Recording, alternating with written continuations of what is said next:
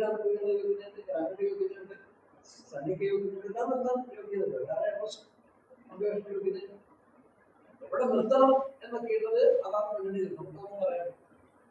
ജയിച്ചാൽ പോലെ തന്നെ മത്സരത്തിന് വരിക ഇമ്പോർട്ടൻ്റ്. അതാണ് ഇത് നമ്മളത് തന്നെ കിട്ടണമെന്ന് ആവശ്യമില്ല, നമ്മളവിടെ ആവശ്യമില്ല.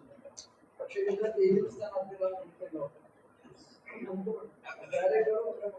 നല്ല വിശ്വാസമാണ്. അതുകൊണ്ട് ഇതാണ് നമ്മുടെ കാര്യത്തിൽ തെരഞ്ഞെടുപ്പ് നിലപാട്.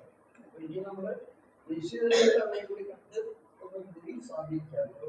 AICCയുടെ ലിസ്റ്റ് പ്രൈമറി ലിസ്റ്റ് എന്ന് പറഞ്ഞു അതൊക്കെ നേരത്തെ കഴിയുന്നില്ല. അതൊന്നും തന്നെ തീരുമാനിക്കണമെന്നില്ല. ഇന്നത്തെ അവസ്ഥയിൽ